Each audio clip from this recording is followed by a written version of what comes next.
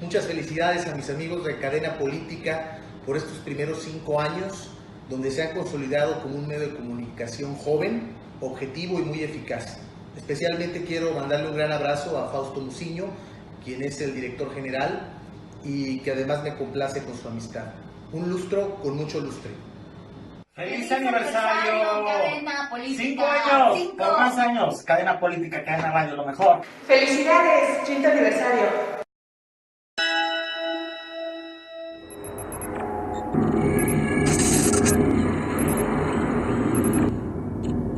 Muchas gracias a Cadena Política por estos 5 años en donde los hemos visto crecer, nos han acompañado en nuestros crecimientos políticos, profesionales, personales, y a todos los que siguen Cadena Política y trabajan para ellos, muchas felicidades por estos 5 años. Muchas felicidades, 5º aniversario. Cadena Política y Cadena Radio, 5 años.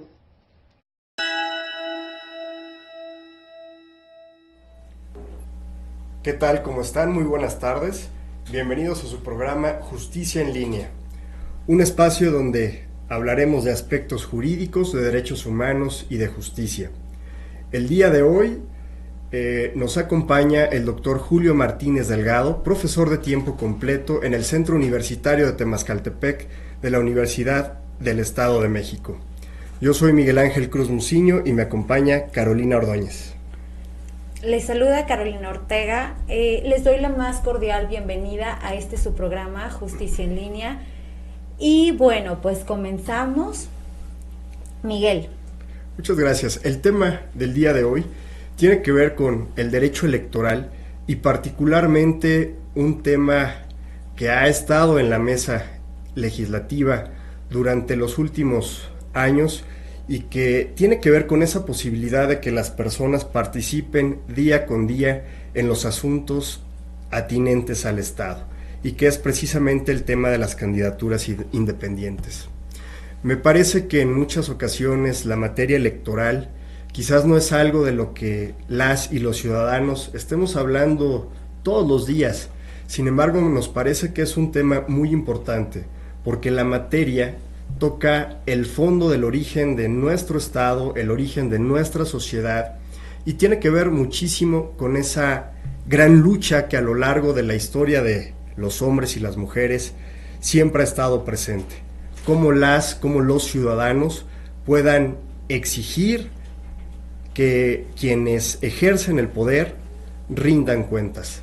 Los mecanismos de transparencia precisamente y de acceso a la información en un primer momento sirvieron muchísimo para que la ciudadanía pudiese hacer solicitudes de información a la autoridad y enterarse de qué está pasando con la función pública. Y eso es un avance muy importante.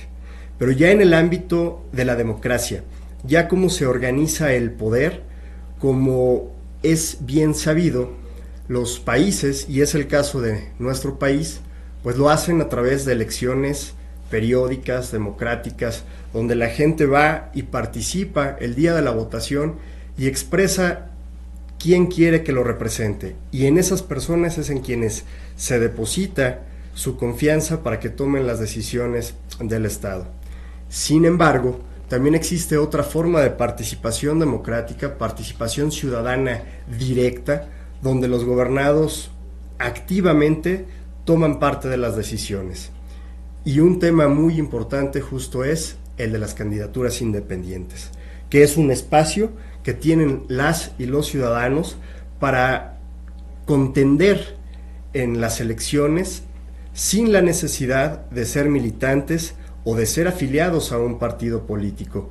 Hoy estaremos hablando con el doctor Julio Martínez, un experto en la materia, de cómo se origina esta temática, de cómo fue evolucionando en nuestro derecho mexicano, dónde está ese parteaguas importante prácticamente a inicios de este siglo XXI, en donde la corriente internacional en materia de derechos humanos, de protección de los derechos político-electorales de las y los ciudadanos, fue de manera trascendente el motor que hizo que nuestra constitución política sufriera una adecuación y en consecuencia la legislación en el ámbito federal y también en las entidades federativas. Insisto, doctor, es un gusto tenerlo con nosotros. Bienvenido nuevamente. Muchas gracias. Igualmente es un gusto estar en este espacio. Me permito platicarles acerca de una semblanza breve del doctor Julio Martínez Delgado. Él es doctor, es licenciado en Derecho por la Universidad del Valle de Toluca, especialista en justicia electoral por el Tribunal Electoral del Poder Judicial de la Federación, máster en Comercio Internacional por el Instituto de Economía Internacional y máster en Asesoría Jurídica de Empresas por la Universidad Jaume I de Castellón, España.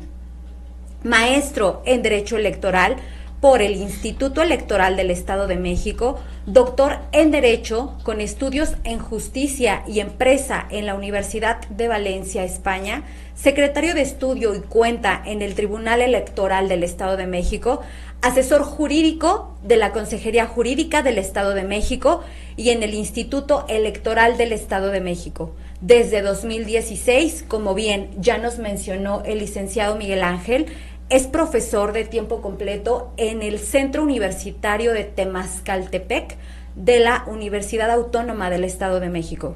Como podemos apreciar, el doctor Julio Martínez Delgado podrá nutrir bastantemente el tema a tratar el día de hoy. Bienvenido al programa, doctor. Agradezco su presencia y me siento complacida por el tiempo que nos está dedicando para compartir sus conocimientos. Muchísimas gracias. El gusto es mío y agradezco a ustedes la atenta invitación. Miguel Ángel. Doctor, insisto, es un gusto. Y hacíamos un preámbulo de la importancia del derecho electoral, pero la intención de este espacio en radio y en televisión es que podamos hablar de problemas prácticos, de temas que vivimos día con día los ciudadanos, y en este caso no quisiéramos que fuera la excepción. ¿Qué considera usted que es la parte más importante que regula el derecho electoral? La parte más importante que regula el derecho electoral, digamos el objeto de estudio del derecho electoral, es cómo los ciudadanos pueden ejercer sus derechos político-electorales que están consignados en la Constitución Política de los Estados Unidos Mexicanos y que se replica generalmente en todas nuestras constituciones estatales. Por si fuera poco, también estos derechos político-electorales están plasmados en los instrumentos internacionales, llámese tratados internacionales, convenciones internacionales, pactos internacionales, protocolos, pero todos estos forman parte del ámbito del derecho internacional. Entonces, ¿eso se refiere, doctor, al marco jurídico, al marco normativo de lo que estamos tocando hoy, que son las candidaturas independientes? Así es, ahí encuentran, digamos, su cauce, tanto las candidaturas independientes como poder realizar que los ciudadanos lleguen a cargos públicos. Ya serían yo creo que el objeto más importante del derecho electoral, que los ciudadanos se les empodere pues a través de cargos de elección popular. De la reglamentación, ¿no? Sí, también juega un papel muy importante, digamos, desde el ámbito ya secundario, un poco menos importante, normativas reglamentarias, pero también son muy importantes porque incluso se convierten en verdaderas leyes especiales donde se establecen todos los requisitos para acceder al poder. Perfecto. Muy bien. Doctor, decíamos hace unos minutos que este es un tema que ha estado mucho en redes sociales, en la discusión de las personas, quizás las últimas 2 décadas. Sin embargo, ¿a partir de cuándo, por lo menos en nuestro país, tenemos antecedentes de que las personas hayan expresado su voluntad para participar en una contienda electoral de manera independiente a un partido político? Pues antecedentes legislativos tenemos pues desde que nace nuestra Constitución, desde el 17, pero sin embargo queda establecido ahí en las normas constitucionales, pero en realidad nunca se actualiza. Ya después es hasta la década de los 90 donde se empiezan estos movimientos de acceder. Los ciudadanos quisieran acceder a los cargos públicos, pero no tenemos un marco normativo eficiente para que estas personas accedan a esos cargos públicos, pero se empiezan a gestar los primeros criterios. Hay que destacarlo, en el Tribunal Electoral del Poder Judicial de la Federación se ha hecho un trabajo muy eficiente desde esa época, y también eso se vincula con los tribunales electorales de las entidades federativas, que van estableciendo los criterios para que una persona, un ciudadano, pueda acceder a los cargos públicos. Entonces tenemos antecedentes en 2001, en el 2008, donde todavía, aunque no estaban reguladas las candidaturas independientes, ni desde el punto de vista constitucional o legislativo, ya se empiezan a dar los primeros pasos para que los ciudadanos accedan a los cargos públicos. Obviamente, si es voluntad del electorado llevarlos a esos cargos públicos. Y también tenemos un antecedente muy importante en el Estado mexicano, el caso de Jorge Castañeda Gutmann, claro, que aquí pues las autoridades de nuestro estado, como es en aquel entonces el Instituto Federal Electoral y también el Tribunal Electoral del Poder Judicial de la Federación, obviamente no podían permitirle que él accediera al cargo del Poder Ejecutivo, porque no estaba diseñado una estrategia normativa que accediera a ese cargo.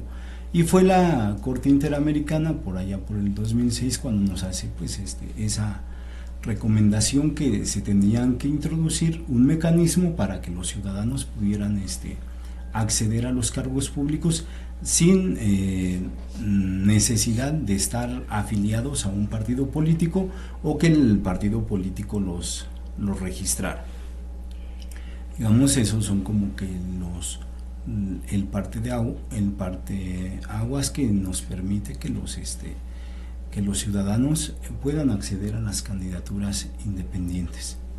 Doctor, antes de pasar a un tema que es referencia obligada, efectivamente, la sentencia de la Corte Interamericana en el caso de Jorge Castañeda, me gustaría que hiciéramos un paréntesis y preguntarle si de esos antecedentes que nos refería, en alguna entidad federativa o incluso en el ámbito federal, ya algún ciudadano había obtenido no solo el registro, sino también ya alguna posición para el ejercicio de un cargo público, como pudiese haber sido un presidente municipal, diputado en el ámbito local, senador, diputado federal, gobernador o presidente de la República, que en términos generales digamos que serían los espacios en los que los ciudadanos podrían participar en esas contiendas electorales para alcanzar el poder, pero como ciudadanos. ¿Ya teníamos algún antecedente? Sí, aquí en el Estado mexicano efectivamente ya se encontraba un antecedente de una candidata que deseaba ocupar el cargo político o cargo electoral de diputada, y no, como lo he referido, no se establecía en el marco legislativo, no se permitía.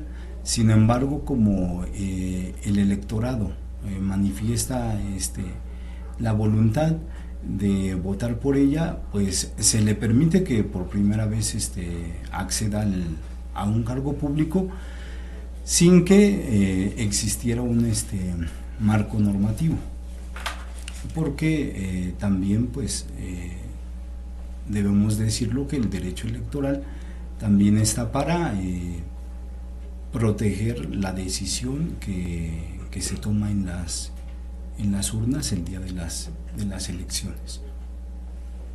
Muchas gracias, doctor. Doctor, ¿nos podría precisar un poquito, a manera de ahondar, cuál es el marco jurídico internacional, nacional y estatal de las candidaturas independientes? Claro que sí, con mucho gusto. En primer lugar, tenemos el Pacto Internacional de Derechos Políticos, que en el artículo 23, 24 y 25 establece que todos los ciudadanos son libres y también que pueden llevar a cabo sus derechos político-electorales tanto desde el punto de vista activo, es decir, cuando ejercen el voto, como de forma pasiva cuando van a ocupar algún cargo público. El Pacto Internacional de Derechos Político-Electorales pues se convierte en un instrumento muy importante para proteger esos derechos político-electorales. También en el ámbito internacional, digamos, tenemos la Carta misma de las Naciones Unidas, la Declaración Universal de los Derechos del Hombre y del Ciudadano, así como la Carta de la Organización de los Estados Americanos, nos hablan de garantizar los derechos políticos de los ciudadanos. Eso sería lo que tenemos como instrumentos. Tenemos más, pero los más importantes, los más emblemáticos, los que más destacan serían estos instrumentos a los que ya he hecho referencia. Después, por otra parte, tenemos aquí a nivel derecho interno, tenemos en la Constitución Política de los Estados Unidos Mexicanos, en el artículo 35, en el artículo 41 se establecen esta garantía para que las personas a través de las candidaturas independientes accedan a los cargos públicos. También a nivel federal tenemos la Ley General de Instituciones y Procedimientos Electorales, y a nivel estatal tenemos todas las constituciones locales que protegen estos derechos político-electorales, y también los códigos electorales que tienen diferentes denominaciones en todas las entidades federativas de nuestro Estado mexicano. Y por si fuera poco, también tenemos cada digamos instituto electoral o cada OPLE dentro de las entidades federativas, a través de ya dijimos que tienen como fuente los códigos electorales, pero también tienen sus propios reglamentos donde se establecen estos derechos que tienen los ciudadanos para acceder a las candidaturas independientes. Doctor, ¿qué es la OPLE? Nos mencionó ahorita este término. Es un organismo público local de naturaleza electoral. Okay. Esos serían los OPLES, les decimos. Ah, perfecto, sí, para que nuestros seguidores tengan como mucho más claro el concepto. También ahí, si me permiten ¿qué más fuentes, digamos, importantes, normativas, aunque no son, digamos, en ese momento son normativa privada, pero es muy importante pues el trabajo que se ha venido haciendo a través de las sentencias de los tribunales electorales locales y del Tribunal Electoral del Poder Judicial de la Federación, incluso algunas veces la Suprema Corte de Justicia de la Nación, para ciertos asuntos pues también nos da, es una autoridad también electoral, ¿sí? Así como las legislaturas de los estados, pero y también bueno, en sus sentencias, y después ellos, que ya no es una normativa, pero es otra fuente del derecho, claro, la jurisprudencia, los criterios judiciales que son relevantes, y creo que a mí me da mucho gusto estar en un estado que que de veras tenemos desarrollado, súper especializado el derecho electoral, que incluso todavía cuando en Europa no se ha transitado hacia la equidad o la igualdad de género, aquí ya estamos con criterios muy importantes que han trabajado, ya lo he referido, tanto tribunales electorales locales como el Tribunal Electoral del Poder Judicial de la Federación. Incluso hay doctrinarios que antes pasaba como que lo contrario, ¿no? Nosotros íbamos a criterios de Europa, pero ahora hay muchos doctrinarios también en esta materia, tanto político, electoral, que están poniendo mucho la mirada en el trabajo que está haciendo el Tribunal Electoral del Poder Judicial de la Federación. Doctor, que esto que comenta es muy interesante, porque en efecto me parece que todo lo que se está construyendo, no solo desde el ámbito legislativo, sino a partir de la producción jurisprudencial, enriquece muchísimo la materia electoral.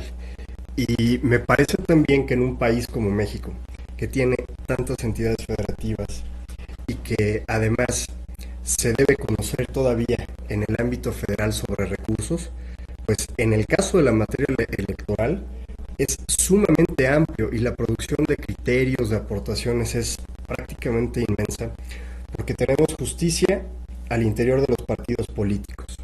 Interviene un órgano administrativo en materia electoral que son los OPLES, los institutos electorales.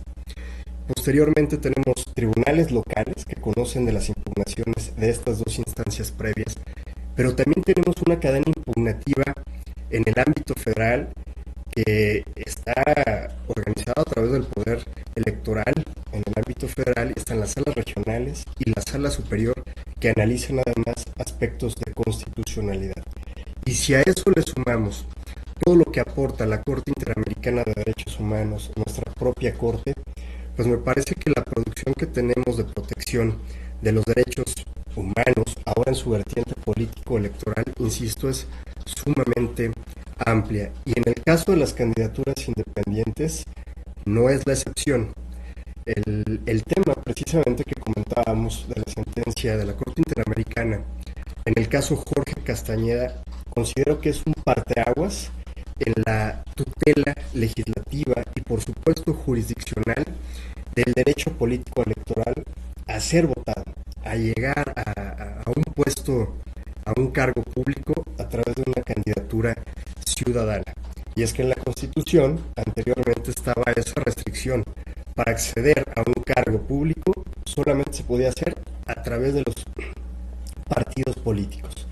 Después de la sentencia del caso Castañeda, pues viene esa reforma al artículo 35 constitucional y también ahora el texto de nuestra norma fundante básica reconoce esa posibilidad a los ciudadanos, pero dice, siempre y cuando cumplan los requisitos y en los términos establecidos por la legislación que posteriormente se va a ir desdoblando y desarrollando en el ámbito federal y que también impacta a las entidades federativas.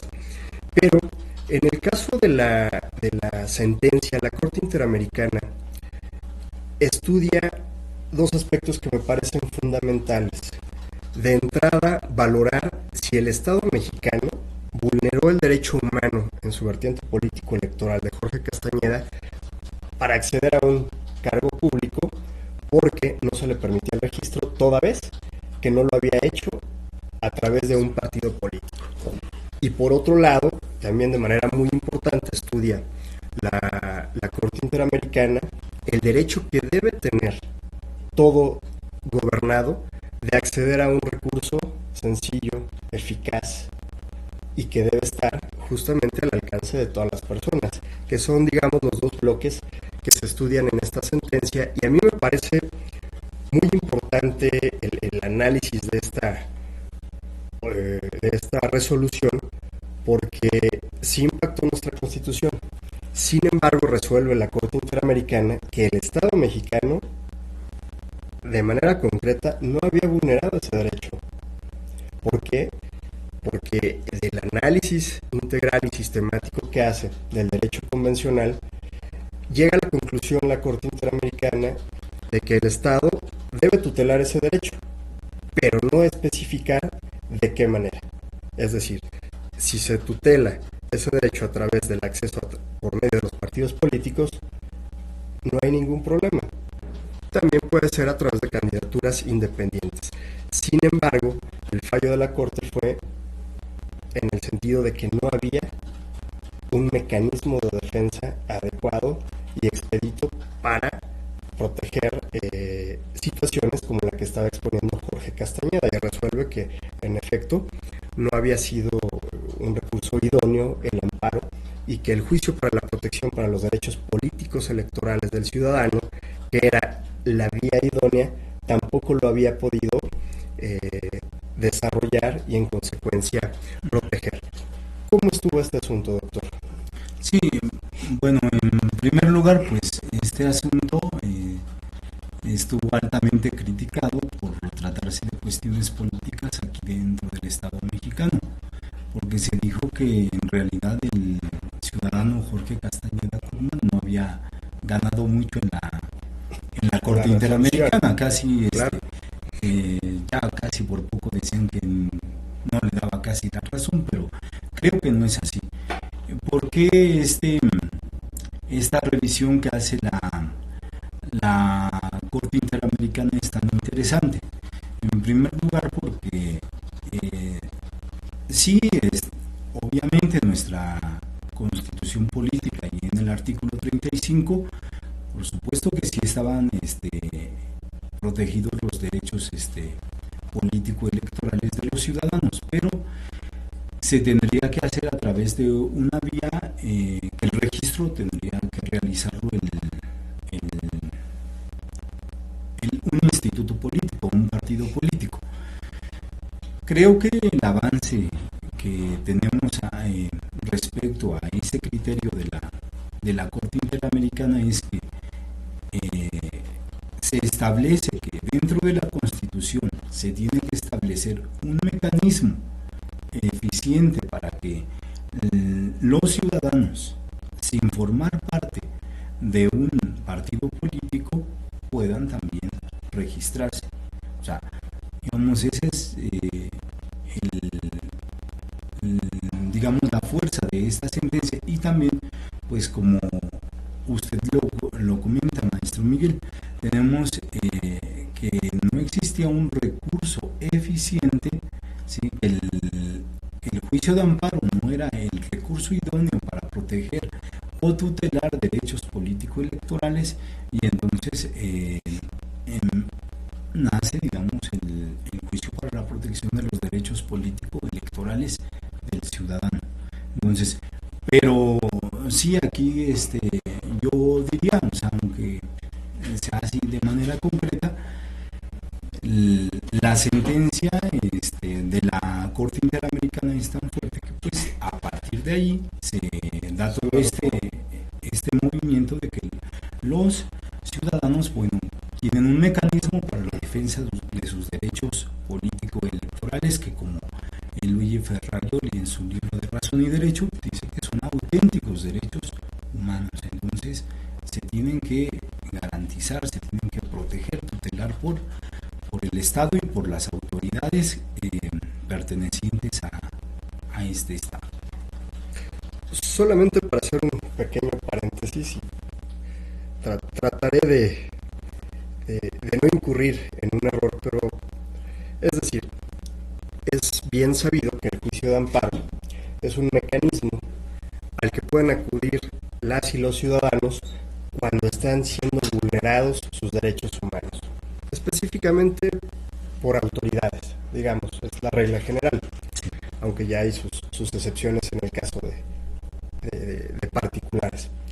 Pero cuando hablamos de derechos humanos en su vertiente político-electoral, que básicamente tiene que ver con esa posibilidad de ejercer nuestro voto o de poder ser votados, cuando hay violación a esos derechos, se acude a un mecanismo similar, lo que es el juicio para la protección de los derechos político-electorales de los ciudadanos, que sería, digamos, lo que podríamos identificar o equiparar al juicio de amparo, pero específicamente en materia electoral. Y en el caso de Jorge Castañeda, una vez que solicita el registro y se lo niega el Instituto Federal Electoral en ese entonces, estamos hablando de 2004, la elección iba a ser presidencial en 2006, acude a la justicia federal, pero a través del amparo en materia administrativa. La resolución no es favorable a sus pretensiones, acude al recurso de revisión ante la Suprema Corte de Justicia, quien hace el análisis y señala que bueno, pues no se podía analizar y sobresee, es decir, ya no se analiza. El procedimiento ante la Corte Interamericana de Derechos Humanos obliga necesariamente a que una persona vaya paso por paso agotando todas las instancias dentro del Estado para que después pueda acudir primero a la Comisión Interamericana y haga las veces de un dictamen para valorar si puede o no ser su caso sometido a criterio o a la jurisdicción contenciosa de la Corte Interamericana. Entonces, una vez que tenemos esta sentencia tan relevante, lo que quisiéramos concluir o poder entender es que el Estado mexicano retoma ese asunto, se reforma la Constitución, le da la posibilidad a los ciudadanos de que puedan participar a través de candidaturas independientes, pero también implementa una serie de reformas legislativas para que este juicio de protección de los derechos político-electorales del ciudadano pueda ser accionado cuando una persona pretende contender en una contienda electoral fuera de un partido político, y si hay vulneración a sus derechos, pues tenga esa vía y una protección, que me parece es lo que se rescata muchísimo de esa resolución de la Corte Interamericana. La situación es que lo tenemos en la Constitución, en las leyes federales, en los códigos de las entidades federativas, como es el caso del Estado de México. Ahora la cuestión, y me parece la pregunta obligada, a partir de todo este marco legislativo, doctor, ¿cuáles son los requisitos, en términos generales, que un partido político debe cumplir para tener su registro? Y en consecuencia, proponer a personas que son militantes o simpatizantes, pues para acceder a un cargo de elección popular. Pero por otro lado, tenemos los requisitos que debe cumplir un ciudadano para obtener su registro y en consecuencia ser candidato independiente y contender para una presidencia municipal, para una diputación local, para ser senador, para ser diputado federal, gobernador o presidente de la República. ¿Cómo está ese equilibrio en cuanto a requisitos, doctor? Bien, si nosotros revisamos el marco normativo para los requisitos de los partidos políticos, algunos son semejantes, equiparables, por ejemplo, la residencia, la nacionalidad, la pertenencia a ese estado o área geográfica, por ejemplo, la entidad federativa. Obviamente el candidato que va por el partido político tiene que pertenecer al partido político, aunque ha habido algunos casos de excepción donde no necesariamente es afiliado al partido político, y eso lo hemos visto hasta en cargos electorales para, por ejemplo, hasta incluso para la presidencia de la República. Aquí es interesante ver que el partido político obviamente es permanente, es una estructura, tiene órganos internos que van a proporcionar toda una ayuda certera, incluso hasta capacitan a los que van a ser candidatos para ocupar alguno de los cargos de elección popular. En este caso vemos también las prerrogativas que tienen los candidatos dentro de los partidos políticos, por ejemplo el acceso al radio o financiamiento, que eso también se les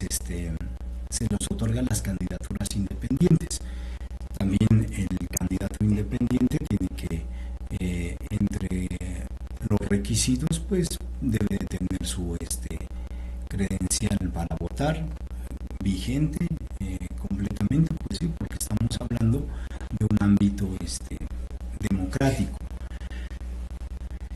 También pues la pertenencia, porque ahí lo va configurando la legislación, ya sea nacional o local, la pertenencia a la demarcación de la que quiere ocupar el cargo electoral. Por ejemplo, algunas veces dice, si no eres residente aquí en el municipio, por ejemplo, ¿no?, que esté continuo, ¿no? Y también en las entidades federativas que sean vecinas. Eso se ha discutido, ¿no?, si debe o no debe tener la residencia de la entidad federativa o del municipio al que va a gobernar, porque en este caso yo estaría por el que sí debe de tener cumplir o satisfacer ese requisito. ¿Por qué? Porque la persona va a gobernar esa demarcación, llámese municipio, entidad federativa, distrito, como diputado, y por lo tanto tiene que conocer a sus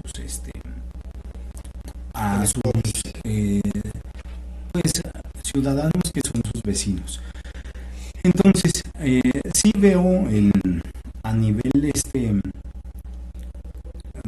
de satisfacción de requisitos para candidatos de partidos políticos, más facilidades que para candidatos independientes. Y creo que en esto, poco a poco, los criterios y las jurisprudencias de los tribunales electorales, y en tanto locales como a nivel federal, han ido dando la razón en que esa legislación es perfectible, se puede mejorar constantemente, porque a lo mejor un hecho, un acto concreto que no se había contemplado por el legislador, lo vamos a ir satisfaciendo de esa manera. De hecho, para eso, entre otras de las muchas de las razones, para eso tenemos autoridades jurisdiccionales y también autoridades electorales administrativas.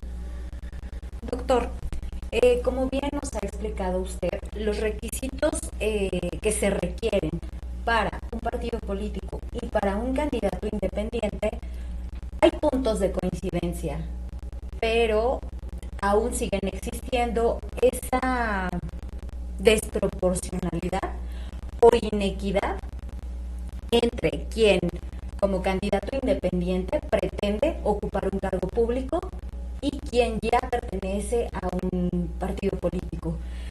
¿Usted qué nos podría comentar de esto? ¿Cuál sería su aportación a medida de darnos un poco más de luz para tener claridad en cuanto a estos criterios jurisprudenciales de los que usted nos habla y que han clarificado este escenario que de principio fue desproporcional y fue inequitativo para candidatos independientes y para partidos políticos? ¿Cómo es que se ha ido unificando?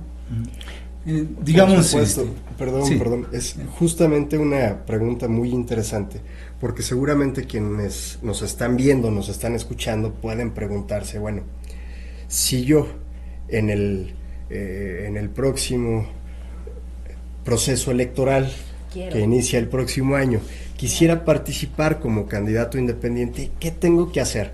¿Cuáles son los requisitos? ¿Debo conseguir firmas? ¿Cómo está la geografía electoral? Si es municipal, si es para ser diputado federal. Es ahí donde nos gustaría saber, desmenuzar qué es lo que tiene que hacer un ciudadano para, primero, levantar la mano y decir: hoy Instituto Electoral, quiero participar y voy a registrarme. 2, ¿qué tengo que hacer? Y como bien decía Carolina, un tema muy importante que es el de los dineros, porque los partidos políticos, por la permanencia que tienen, pues cuentan con el derecho de obtener recursos para sus actividades permanentes, pero una forma muy importante también de obtener recursos ya cuando estamos previo y dentro del proceso electoral, que es donde los ciudadanos tienen esa desventaja de inicio de facto, ¿no? Porque ellos, cuando va a salir la convocatoria, pues empiezan el proceso, pero los institutos políticos pues ya tienen muchísimo tiempo, ¿no? Y toda una maquinaria. ¿Qué tiene que hacer una persona para poder ser candidato independiente, doctor? Sí, bueno, voy a abundar en primer lugar sobre la pregunta, la primera pregunta, y después continúo. Bueno, en primer lugar, quiero también decir que aquí poco a poco se ha ido allanando el camino a través de, como se dice comúnmente, jurisdiccionalmente, a golpe de sentencia. Es decir, se da se establece el criterio. Bueno, la sentencia primero es una sentencia que va dirigida a ciertas personas en particular para que lo cumplan, pero después se va convirtiendo poco a poco en un criterio aislado. Después ya, si ciertas sentencias son, digamos, semejantes, parecidas, abordan problemas que ya han sido resueltos con anterioridad, podemos llegar incluso hasta una jurisprudencia. También aquí es importante lo que ha establecido, por ejemplo, la Comisión de Venecia, en algo que nos dice qué tanto desproporcional es, por ejemplo, para los votos, cuántos votos, qué porcentaje de esta lista nominal yo tengo que recabar para que me puedan otorgar el registro. Todavía la Comisión de Venecia dice que incluso el umbral para ellos es el 1% de esa lista nominal. Y aquí vemos que sí se está pidiendo todavía un poco más de esos porcentajes, incluso un criterio del Tribunal Electoral del Poder Judicial de la Federación defendió que el 2% es algo proporcional y equitativo en cargos de diputados. Entonces, poco a poco esos criterios sí nos han ido haciendo un poco un camino más parejo, tanto para personas que aspiran a tener un cargo electoral o un cargo público a través de la candidatura independiente, o también de los partidos políticos. Luego, para pasar a la segunda cuestión que nos hacen, requisitos, por ejemplo, voy a establecer los generales. Digamos, los generales, pues, en este caso una persona, un ciudadano que quiera ser candidato independiente, en primer lugar, deberá de tener el primer requisito básico, estar inscrito en el padrón electoral del Instituto Nacional Electoral, es decir, contar con su credencial de elector que se encuentre vigente. Correcto. Algún requisito. Otros requisitos, digamos que no esté suspendido en sus derechos político-electorales por alguna circunstancia o razón, porque si no, entonces pues no podría aspirar, ¿no? Otros requisitos, por ejemplo, que también así de manera para que el público, la audiencia que no es tan especializada en estos temas, pues tendrá que registrarse como una asociación civil. Ese sería otro requisito. Contar con una persona que sepa contablemente para que lleve, por ejemplo, todos los registros del financiamiento que se le va a otorgar, pues para que también haya transparencia en la candidatura independiente, en la campaña. Y recabar, eso es muy importante, recabar el apoyo ciudadano, o sea, que a cada ciudadano que nos escuche, pues puede acercarse el candidato independiente, en primer lugar para apoyo, pues primero para alcanzar el registro, y después ¿Qué implica eso, doctor?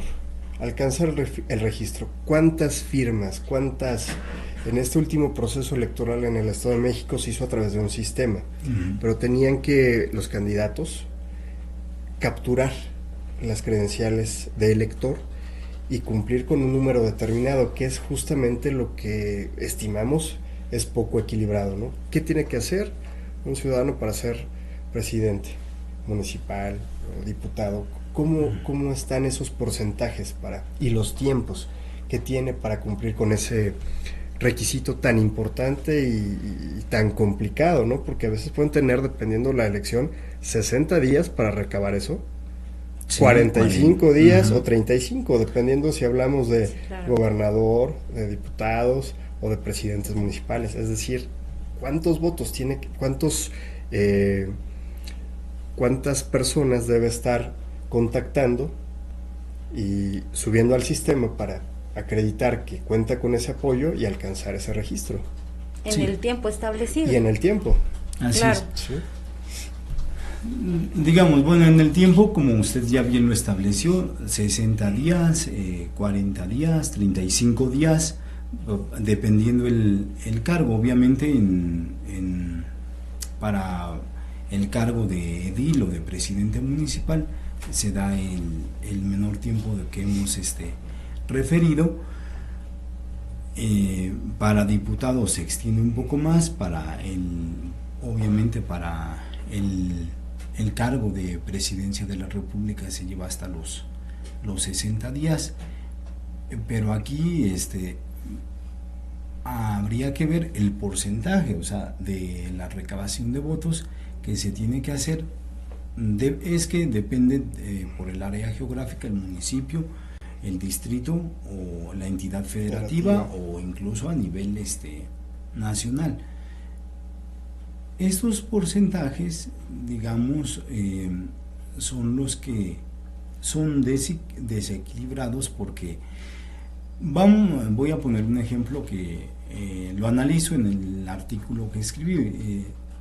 No es lo mismo que un ciudadano que pretende ocupar un cargo público a través de candidatura independiente recabe cierto número de firmas, por ejemplo, de apoyos en Nezahualcóyotl, que es un municipio conurbado con una alta densidad de población, a un municipio, por ejemplo, más apartado de lo que consideramos como zona urbana, municipios rurales y con población menor. Por ejemplo, hay municipios como Santo Tomás que con 44 apoyos que se recaben al día ya es suficiente para que el candidato independiente durante esos 35 días pueda recabar el número de ciudadanos que necesita para su registro. Pero el otro 117 el otro más o menos 3.500 y tantos por día. Entonces esto se convierte en un desequilibrio, en un desajuste, ¿no? Entonces en ahí serían esto justamente. Obviamente sí también se le solicita a los partidos políticos, pero en el momento del registro del partido político. Pues muchas gracias, doctor. La verdad es que es bien interesante este tema y le agradecemos mucho que haya compartido con nosotros este espacio. No sé si quisieran abonar en algún comentario final. Estamos próximos a concluir esta segunda emisión. A efecto de que ustedes tal vez puedan allegarse de mayor información, el doctor platica de un ensayo que tiene, el cual se llama La realidad de las candidaturas independientes en el Estado de México. Lo pueden consultar, encontrarán información muy importante, relevante, enriquecedora y que va a nutrir la perspectiva que se tienen de las candidaturas independientes. Por mi parte, les invito a que sigan la transmisión del programa Justicia en Línea el próximo lunes en el horario de la 1 de la tarde. Síganos a través de la página de Cadena Radio y Cadena Política. Muchísimas gracias. Doctor, muchísimas gracias por su compañía. Miguel Ángel, gracias. Hay muchos temas, doctor, que espero podamos seguir platicando. De verdad, fue un gusto tenerlo con nosotros. Y finalmente también agradecerles a ustedes que nos escuchan y nos ven a través de internet, a través de redes sociales, en Cadena Radio, Cadena Política. Sigan con nosotros, el próximo lunes estaremos platicando nuevamente con ustedes. Y recuerden que la intención de este espacio es acercar un mecanismo de la sociedad, de las instituciones públicas, para que juntos logremos participar en esta transformación de nuestro país y que el respeto a los derechos humanos y la justicia se vuelva nuestra práctica de vida. Nos vemos el lunes. Gracias.